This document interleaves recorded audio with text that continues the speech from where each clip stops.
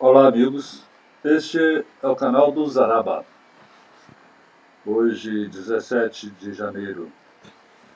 Pois bem, meus amigos, hoje vamos abordar um tema também polêmico, recorrente a alguns, mas que é necessário para refletirmos nesses tempos de augúrios, nesses tempos pré-apocalípticos. Vejamos, o cristianismo vem sofrendo duros ataques nos últimos anos. Um complô orquestrado por mentes doentias, satânicas, e que controla o sistema financeiro e as narrativas de esquerda no mundo inteiro, a principal aliada deles. Falo da família Rothschild, do Clube de Bilderberg, Clube de Roma, das fundações de George Soros, Ford, Rockefeller, Bill Gates e a mega empresa BlackRock, responsável pela gestão de 7 trilhões de dólares. Todos eles falando a mesma língua, patrocinando as mesmas agendas que tem a ONU e ONGs de ecoterroristas e outros tipos de ONGs como executoras. Eles aproveitam os escândalos sexuais da Igreja Católica para minar a fé cristã, ridicularizar e desmerecer o sacerdócio. Mas escondem, sob cortinas negras que estalem através de uma agenda KGB, foi que aliciou e introduziu mais de 1.000 jovens nos seminários católicos, muitos dos quais alçaram cargos importantes na estrutura da igreja. São eles, esses infiltrados com toda certeza, os responsáveis por sabotar e impor práticas condenáveis no clero, bem como na corrupção e escândalos financeiros. E claro, a pedofilia, o assédio e o próprio abuso sexual. Eles que fizeram escola dentro da igreja, esses infiltrados, aumentaram o seu rebanho dentro da igreja, o rebanho maléfico. A tática de impor práticas, aliás, a tática de implodir uma organização, um Estado, a partir de infiltrações de agentes, é bem conhecida no histórico sangrento da KGB russa, hoje com outro nome, mas seguindo as mesmas condutas criminosas dos últimos 100 anos. Assim fizeram com a Igreja e fundaram também a Teologia da Libertação, a aplicação de uma Bíblia marxista a serviço de ditadores e genocidas. No Brasil, não é mistério o domínio de bispos comunistas na CNBB, a Confederação Nacional de Bispos Brasileiros, e a sua aliança com políticos e partidos terroristas. O comunismo foi condenado pela Igreja na carta encíclica Divinis Redemptoris, do Papa Pio XI, em 19 de março de 1937. Eis o alerta que o Papa fez. Ao princípio, o comunismo mostrou-se tal qual era em toda a sua perversidade, mas bem depressa se capacitou de que desse modo afastava de si os povos, e por isso mudou de tática e procura atrair as multidões com vários enganos, ocultando os seus desígnios sob a máscara de ideais em si bons e atraentes. Assim, vendo o desejo geral de paz, os chefes do comunismo fingem ser os mais zelosos faltores e propagandistas do movimento a favor da paz mundial, mas ao mesmo tempo excitam uma luta de classes que faz correr rios de sangue, e sentindo que não tem garantias internas da paz, recorrem a armamentos ilimitados. Assim, sob vários nomes, que nem por sombra aludem ao comunismo, funda associações e periódicos que servem depois unicamente para fazerem penetrar suas ideias em meios que de outra forma lhe não seriam facilmente acessíveis. Procura até com a perfídia infiltrar-se em associações católicas e religiosas. Isso foi o que disse o Papa Pio XI na sua encíclica. Então, meus irmãos, reflita sobre o domínio comunista no Brasil desde a Constituição de 1988, quando deixamos de galgar o topo econômico-social para quase tornar uma Venezuela ou Cuba, países nos quais os cidadãos vivem submissos e dependente dos governantes sob o jugo da violência e da barbárie. Mas o plano dos comunistas, a meu ver, contém estratégias inteligentes e a cumplicidade da grande mídia, de todos esses grandes jornais, Folha de São Paulo, Estadão, Revista Veja, a TV Globo Lixo, né, o Jornal o Globo, todas as outras redes de TV. Isto com o fim de minar, dia após dia, a resistência dos cristãos, através de ridicularização, depreciamento e incitamento ao ódio, em esquetes humorísticas, charges, caricaturas, novelas, filmes, músicas e demais artes, as artes plásticas também, no teatro, né? Todas essas áreas, elas são dominadas pelos comunistas no Brasil há mais de 30 anos. Os episódios do ano passado, como uma agremiação carnavalesca paulista, que colocou na rua ou na passarela do samba um enredo mostrando a derrota de Jesus para Satanás. Uma inversão total do que se conhece, do que nós conhecemos pelos testemunhos dos apóstolos. É uma mensagem clara dos seus propósitos. Ou então cenas, né, de ruas com atos libidinosos, tudo praticado com os crucifixos e agressões ao símbolo dos católicos, como nós vimos nas mídias, que vocês sabem muito bem do que estou falando. Também, tendo como arte um homem nu para ser acariciado por crianças, como se isso fosse liberdade de expressão.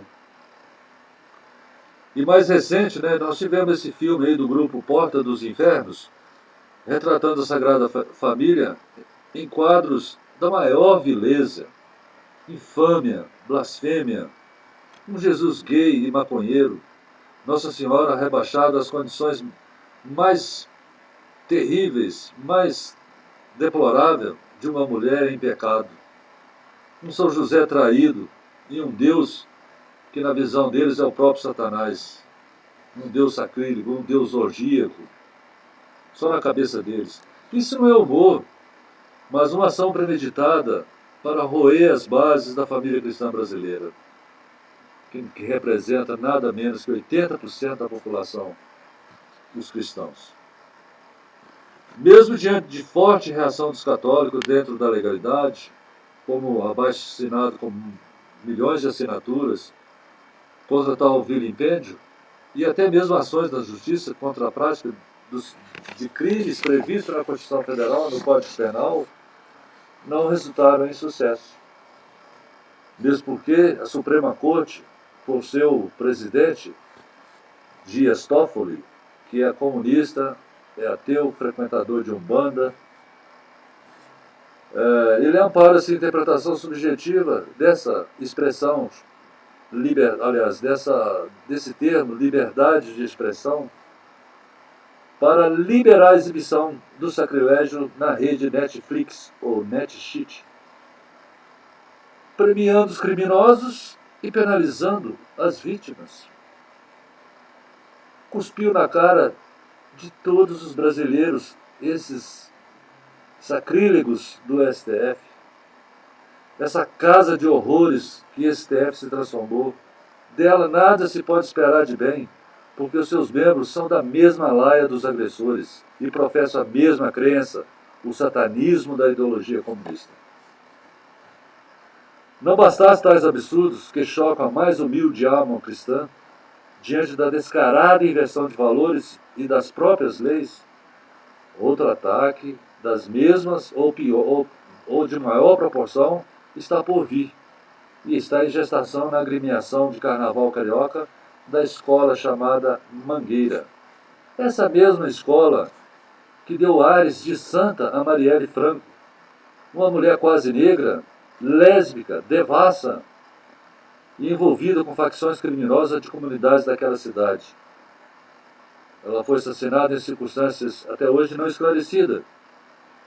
Ela, assim como seu partido, o PSOL, tem um passado de cumplicidade com os narcotraficantes das Farc e de intransigente defesa de criminosos, sob a falácia de direitos humanos. para os bandidos e total impiedade para com as vítimas.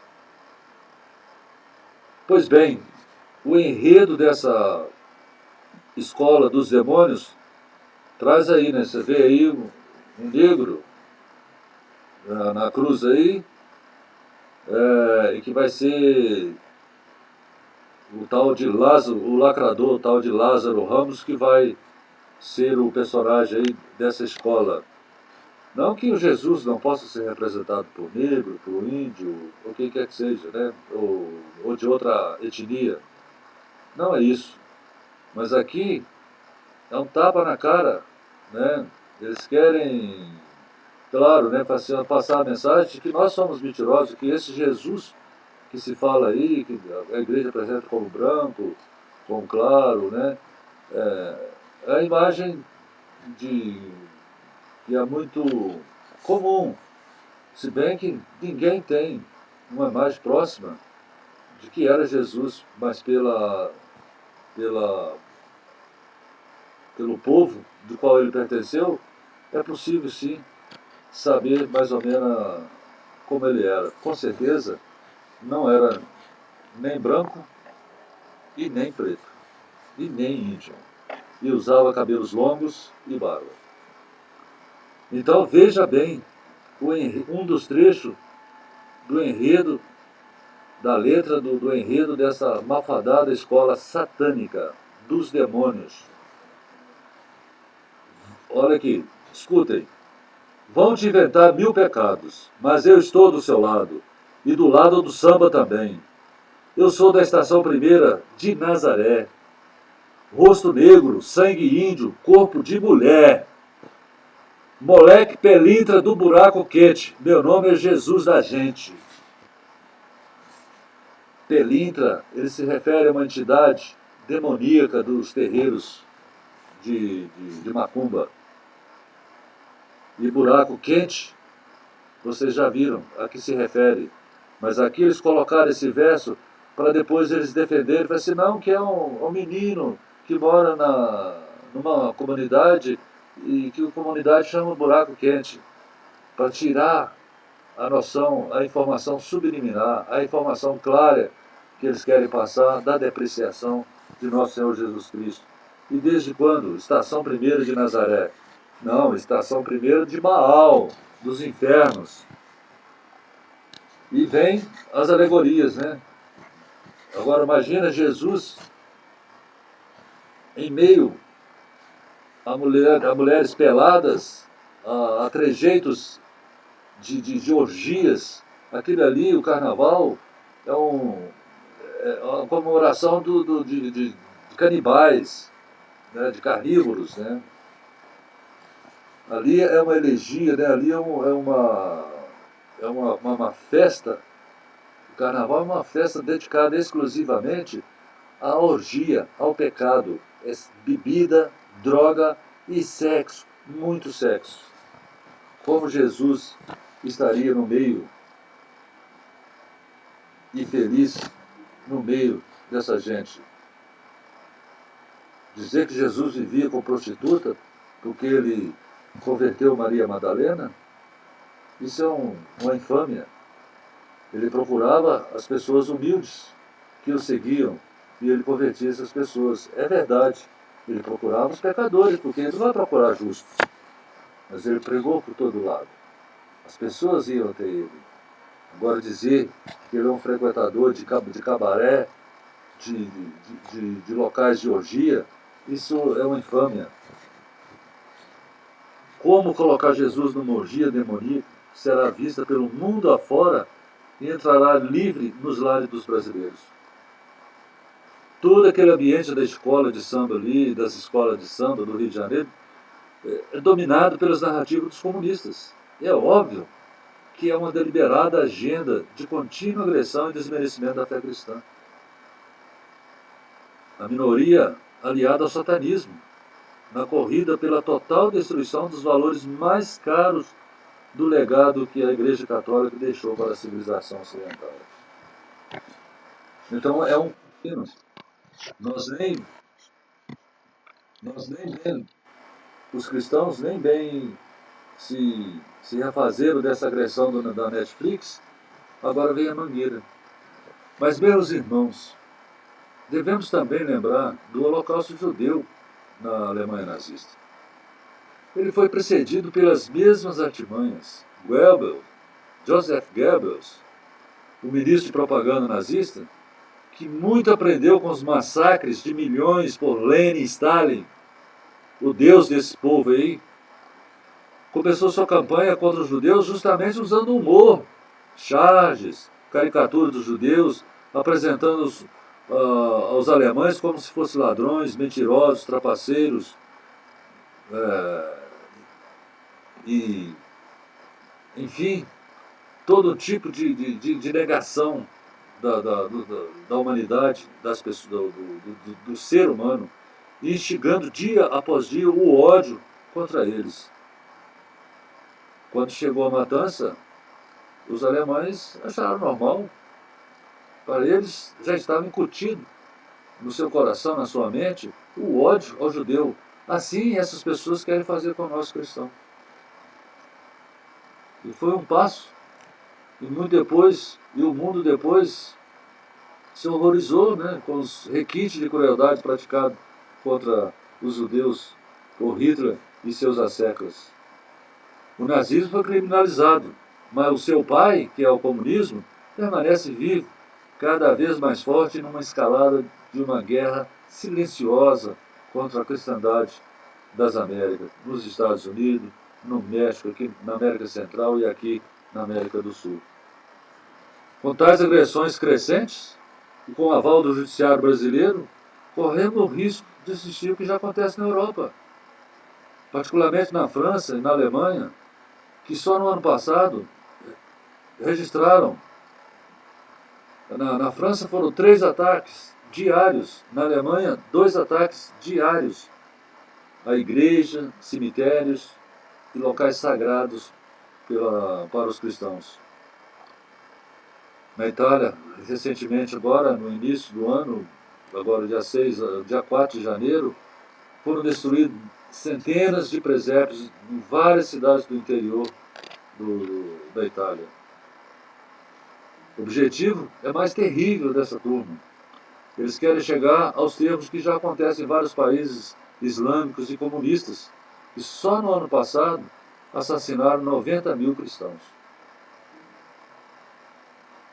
E a CNBB? O próprio Vaticano e os direitos humanos da ONU, assim como os líderes europeus, porque eles guardam um silêncio terrível, porque eles não abrem a boca para falar sobre o genocídio e essa cristianofobia crescente. Será por quê? Pergunto. Por que ninguém fala? Agora, recentemente, até o príncipe Charles, que nem católico é, anglicano, ele falou, ele saiu em defesa e repudiou o genocídio cristão. Então, meus caros irmãos, não podemos ficar passivos diante desse quadro. Temos que expressar nossa indignação e revolta contra essa ideologia alimentada pelo próprio Satanás e repudiar todos os partidos e políticos de esquerda, pois eles são cúmplices desses crimes hediondos.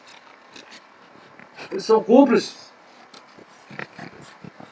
Eles têm a consciência manchada de sangue. Eles apoiam os ditadores como Maduro na Venezuela, que assassina e deixa a população amiga de alimentos e remédios.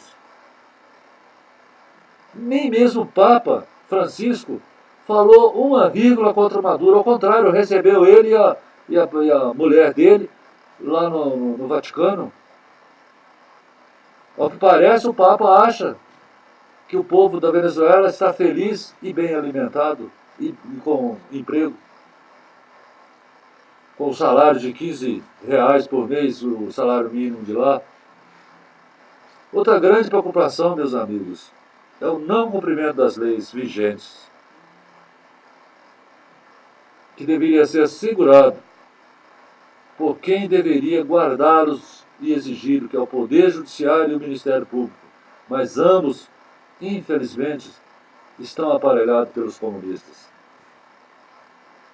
Há o risco claro de quebra do Estado de Direito, contra o qual o presidente está de pés e mãos amarrados. Isso é um dever, é polícia, é o judiciário, é o Ministério Público e a própria polícia que tem que agir. E somente o povo, em grandes manifestações de ruas, poderá pôr fim a esse estado de total impunidade comandado pelo STF, pelo Ministério Público. Nós temos que tirar esse povo, esses canalhas que estão nessas altas cortes soltando bandido. Agora mesmo, Marco Aurélio lá soltou o chefe do PCC em Santa Catarina. Ao Estado, portanto, cabe o dever de coibir a continuidade desses crimes contra a maioria de nossa população. A segurança do Estado de Direito, com respeito às leis vigentes, é uma questão de segurança nacional.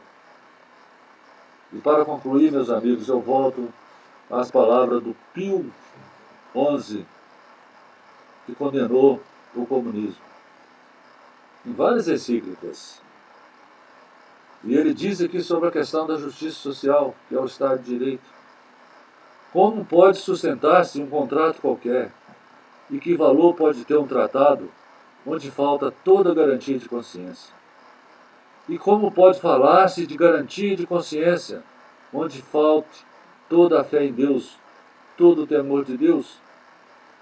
Destruída essa base, desmorona-se com ela toda a lei moral, e não haverá já remédio nenhum que possa impedir a gradual, mas inevitável ruína dos povos, da família, do Estado, da própria civilização humana.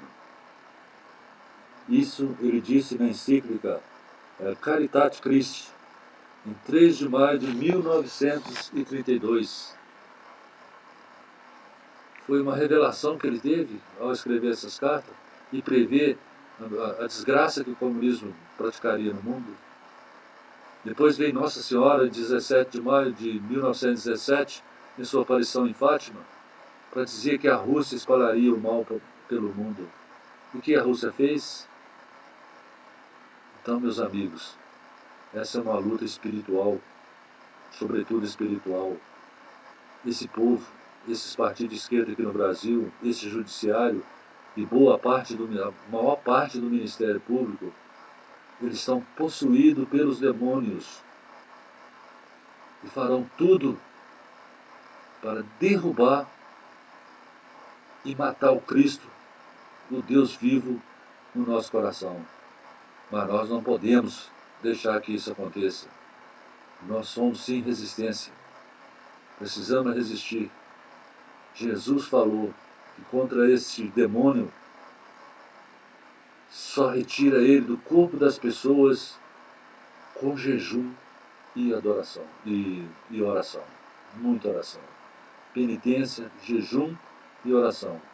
É o que devemos fazer para nos proteger e pedir a conversão dessas pessoas que estão agindo para cumprir os desejos do Satanás em nossa sociedade. Muito obrigado, é isso aí. Se você gostou desse vídeo, dá um like, compartilhe ele nas suas redes sociais para levar isso ao conhecimento dos amigos cristãos e até não cristãos também, porque isso aqui é uma advertência. Nós corremos o risco de perder a nossa base jurídica das leis, né? E precisamos lutar para voltar à prisão em segunda instância e para penas rígidas a esses criminosos. Então compartilhe. E se você ainda não é inscrito nesse canal, inscreva-se aí. Vamos ajudar. Eu estarei aqui no próximo vídeo comentando mais um assunto polêmico. Um grande abraço. Fica com Deus. E que Jesus abençoe você, a sua família, seus amigos, seus colegas de trabalho.